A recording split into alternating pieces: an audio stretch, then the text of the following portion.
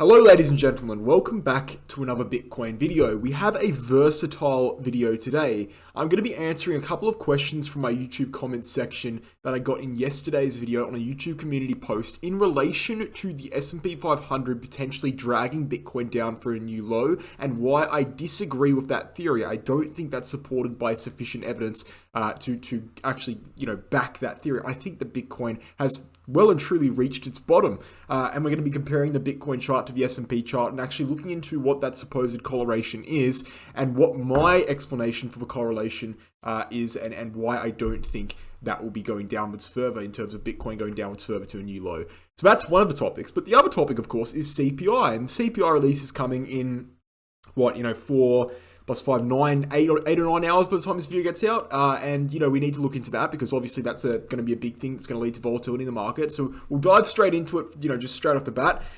First thing I want to look at is the daily chart. So, daily chart, same thing as yesterday. If you watched yesterday's video, if you watched the video day before, absolutely nothing has happened since then. It's really not much to cover. We're in kind of a descending wedge formation in the short term, which is a bullish formation, but we could very well correct downwards further for a retest at the bottom of the wedge before we move upwards. We discussed extensively in the video yesterday and the day before that there is a chance that we go down to 19.5k to 20k for a full correction within the next couple of weeks in the month of February.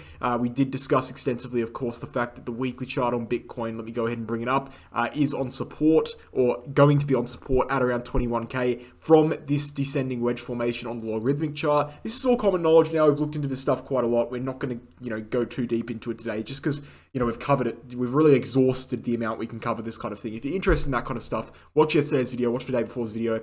Essentially, Bitcoin can go down further, and it probably will, but the fact of the matter is, there's not really that far we can go down without finding support on this weekly wedge formation. The lowest we can go in this week is around 21k on the weekly candle close. So 21k is probably the low we're going to find here on a weekly candle basis. We could week below it, but even in CPI, and this is where we go into CPI here, even in peak CPI, even if we see a very bearish release, even if we see volatility ramp up and we crash downwards, I don't expect the Bitcoin weekly candle to close below 21k. I just simply don't expect that. This support from this wedge formation that we have on the weekly chart here is very, very, very strong support. If we close the weekly candle below 21k, Bitcoin's going to be in a very bearish position because it's going to be dropping back below the breakout, right? It's dropping back below. It's broken out of the wedge. Close below 21k, we're going back into the wedge. That's extremely bearish, and that means we'll see a brand new compression between the wedge and the 8-year uptrending support line. So no, I don't think the weekly candle is going to close below 21k on Bitcoin this week, and I'm kind of undecided as to whether this correction will go lower. I probably lean towards yes, it will, but it might take the rest of February to actually trot lower and find its base. So that's kind of the overall short-term view on Bitcoin. Now we can look into CPI, and this is something I looked into yesterday. CPI is expected to come in, as you can see here, consensus, where I'm highlighting right now, 6.2%. The previous release came in at 6.5%. So they're expecting a 0.3% decrease in CPI from last month, from the month of December through January, essentially 0.3% decrease. Now, as you guys know, there's a new way of calculating CPI that they've come up with. They're using a new method, a new formula of calculating CPI. But I want you guys to understand that that's not necessarily relevant. And the reason why it's not relevant is because it doesn't really matter what the formula is. It doesn't really matter how they calculate it. It doesn't really matter what the number is. What matters is whether the number and the consensus line up. So, for example, the market right now is at a consensus. The market thinks the number is going to be 6.2%, okay? That means if the number is higher than 6.2%, if inflation comes in higher than the consensus, if it comes in higher than expected, the market will drop. If it comes in lower than expected, lower than 6.2%, the market will go down. So you can see based on that, it doesn't necessarily matter exactly what the number is. It just matters what the market expects and what the actual number is in comparison to the market's expectations. So there's really not much analysis you can do in regards to CPI. And heaps of people say, give me your opinion on CPI. What do you think the number's going to be? I don't have an opinion on what the number's going to be. I'm not the entire financial market. The entire market, every single market participant is collectively expecting naturally, based on price action, right? It's going to be 6.2%. Who the hell am I to say it's going to be 5.9% or it's going to be 6.5%?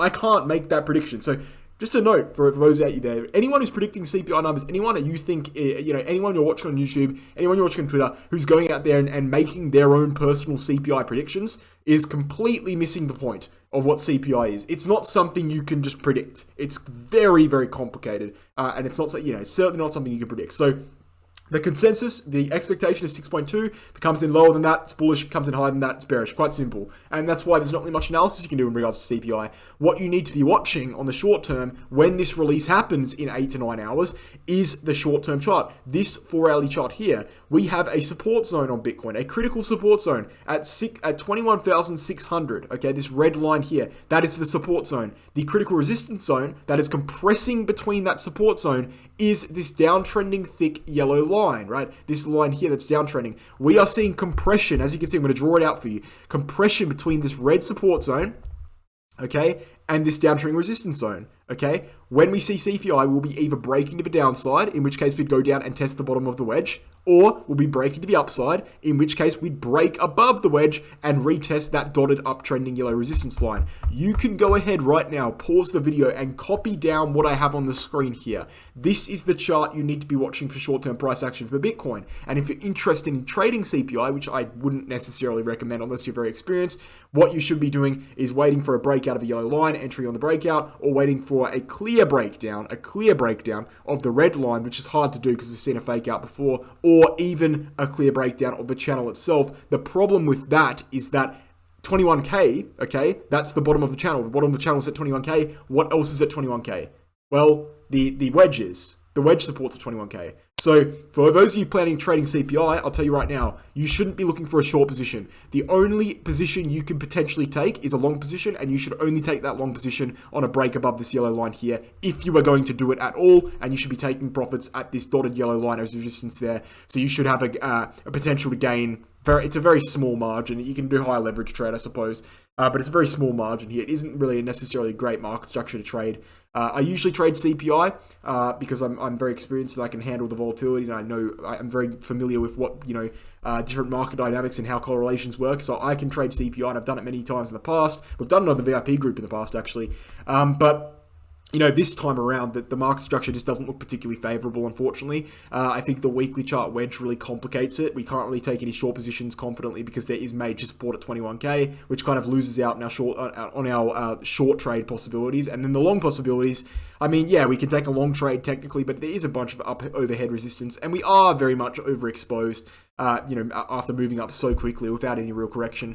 So yeah, I don't know. CPI this time around doesn't really look very primed for trading, but regardless, you should be charting up this chart that I have here and keeping an eye on it because it's very much worth knowing what's going on.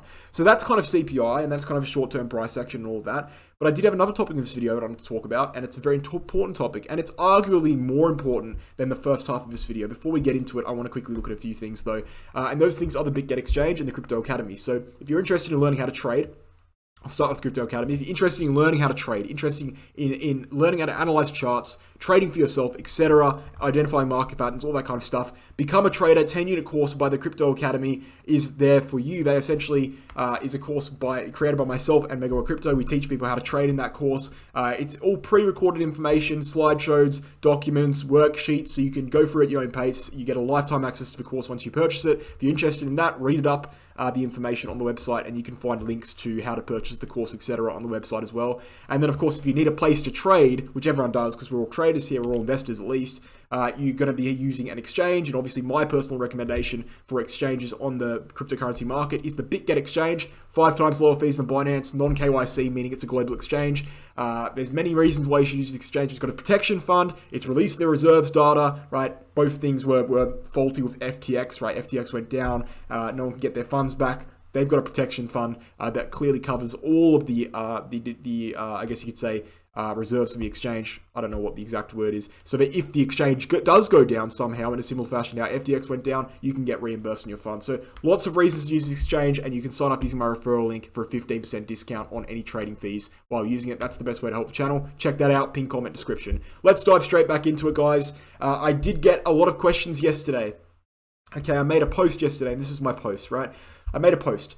The narrative that Bitcoin will be dragged down by traditional markets is heavily speculative, okay? The first reason for this, Bitcoin is not correlated to something like the S&P. It is reverse correlated to the DXY, okay? That is the first point, and that's the most major point. I think the Bitcoin bottom is in. The number one reason why people don't think the Bitcoin bottom is in is because they're saying there's going to be a recession. the traditional markets are going to get dragged down, and hence Bitcoin is going to get dragged down. I got a lot of replies on this post here. I got a lot of people saying that I was wrong, and what I just explained was their justification for why. They say the S&P is going to go down, so Bitcoin is. I'm going to tell you why that's incorrect. I don't think that's correct. And there's two other side reasons that I can say first before I say the main reason. So let's get into those. First of all, it's simply not supported that Bitcoin has to go down during a recession. It's not supported in the slightest. And one of the reasons for this is quite clear. Bitcoin is a commodity. It's comparable to gold, right? It's more comparable to gold than it is to a stock. Bitcoin is literally nicknamed digital gold, okay? So Bitcoin, in a recession, right, based on fundamentals, would be expected to behave in a similar way gold behaves during a recession. And guess what? During the global financial crisis, okay, gold went down initially. Yes, it did. During the initial stages of recession, gold went down. But towards the middle, okay, it reversed. And by the end of the recession, gold was actually higher than it was at the start of the recession. So ultimately, throughout the entire course of the recession, okay, from a long-term perspective, gold actually went up during the global financial crisis. And since Bitcoin is more comparable to gold than it is to a stock, who's to say that Bitcoin won't go up during a recession? Right? That's a second point. I think that's a very strong point, by the way. I think that's an extremely strong point. Now, people are very quick to discredit that for the reasons of bias, but I think that's a very strong point. People really need to consider that. There's no guarantee that Bitcoin goes down during a recession because gold didn't go down during the global financial crisis. Quite simple point, and people are just kind of disregarding it. Third thing is this. Making the assumption that Bitcoin will drop completely ignores the 4-year cycle theory, the strongest trend Bitcoin has. You know, I don't need to go into that. If you're a follower of the Wolves Crypto YouTube channel, you guys know my opinion on the 4-year cycle theory. My original top prediction in November 2021 was based, and that was at 63K, was based on the 4-year cycle theory. My bottom prediction at 16K roughly was based on the 4-year cycle theory, and both of those things have been correct so far. 4-year cycle theory is a date range trend on Bitcoin. It's supported by many micro trends and the election cycle, the presidential cycle theory on a fundamental basis in the United States of America. So they're very well supported. But bring it back to point one, right? Bring it back to the main point. Oh, the S&P is going to drag Bitcoin down. Well, we can look into that, right? And we can look into it by essentially bringing up the Bitcoin chart in relation to the S&P chart. So what we have here, I'll delete the DXY for a second, is Bitcoin chart in relation to the S&P 500 chart. Now, what we can see is that Bitcoin has only been correlated to the S&P 500 seemingly since COVID, okay? Since COVID-19. Now, this is very important because people act like, oh, it's been correlated to the S&P for a long period of time. You know, S&P 500 has been... Look, okay, Bitcoin has been at the same price it was back in 2017. In 2017, Bitcoin wasn't correlated to the S&P 500. We can see this quite clearly, right? You know, Bitcoin went downwards massively. Look at this, for example, right? 2013 bear market, Bitcoin went downwards, S&P was pumping. S&P was actually pumping the entire time, okay? So people think that since Bitcoin's been this is the main misconception people have without getting into it too much, right? Because I don't want to waste all your time here. This is the main misconception. Bitcoin has been in a macro upwards trend for its entire lifespan. So has the S&P. That doesn't necessarily mean they're correlated. It just means they're both in macro upwards trends, okay? And we can see this by analyzing on shorter term perspectives. Bitcoin went down here, S&P went up, okay? Bitcoin went down here, S&P was going up. Bitcoin was going sideways throughout the entirety of you know, basically 2017 to 2020. S&P was going upwards. The only real time that Bitcoin has matched the S&P 500 is basically during this bear market that started in 2021, okay? That's the only time. And the reason that's been happening could easily be explainable by a coincidence. It could easily be explained by coincidence. And what would that coincidence be? The coincidence would be Bitcoin's in a bloody 4-year cycle. It's in a 4-year cycle bear market. That's the coincidence, right? Yeah, we're seeing downwards price action on the S&P because quantitative tightening started to take place. That just so happened to line up with Bitcoin topping out in the 4-year cycle. Maybe the whole correlation with the S&P 500 people keep talking about is literally just a coincidence, which would explain, by the way, why Bitcoin has bottomed out in November. Okay, that would explain that. And it would also explain why Bitcoin topped out 2.5 months before the S&P 500 in November 2021, and why by the time the S&P 500 topped out in January 2022, Bitcoin was already down 40%. There's many faults with that argument. There's so many faults with that argument that Bitcoin's connected to the S&P 500. There really is. Right, now what I would admit is this. The S&P 500 is reverse correlated to DXY, okay? And the DXY is reverse correlated to Bitcoin. So Bitcoin will show similarities to the S&P 500 based on its reverse correlation to the DXY. But the extra step in the middle, okay, goes S&P 500, DXY, Bitcoin, makes the deviations very, very large rather than if it was just S&P to Bitcoin. Okay, I don't know if that makes sense, but it makes sense to me, right? So the deviations can be very big because it's not actually directly correlated to the S&P. It's correlated to the S&P through a loose correlation that the DXY has to the S&P 500, and the fact that Bitcoin is reverse correlated to the DXY makes that correlation look like a real thing.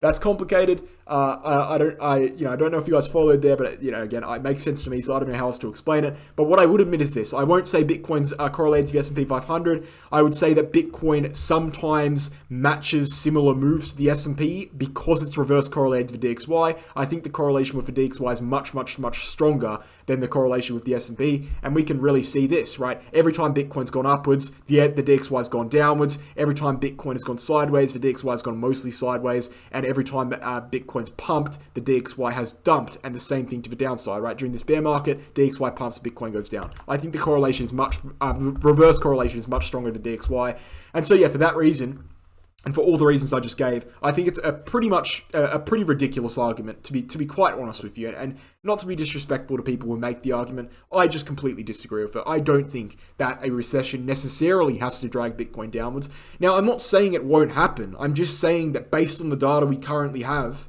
it just doesn't seem supported to make a claim like that. Doesn't mean it won't happen. It could certainly happen. I just don't think there's evidence for it.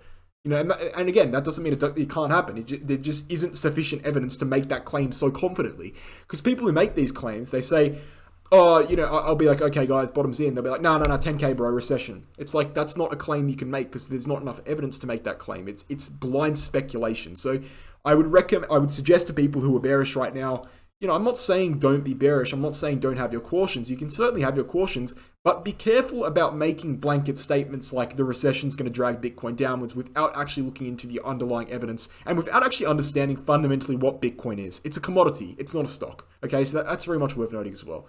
All right, guys. So without further ado, check out the VIP group, by the way. I want everyone to get around that. If you haven't looked into it, VIP group, we trade altcoins every second day. We post altcoin trading signals in there. We've been doing very, very, very well. We released our data, our kind of results from Q4 just last month. You can check out the results from the VIP group. We've got about 100 members in there. I'd like to see some more people in there. We're making some great profits, and we're literally, we're pulling in big bags.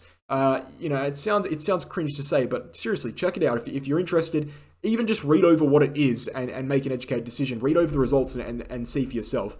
And I'm happy to answer any questions you have about the group. Leave them down in the comment section below or DM me on Telegram, and I'll be sure to get back to you with answers to those questions. But yeah, guys, thanks for watching. Hope you enjoyed the video, and I'll catch you in the next one. Cheers.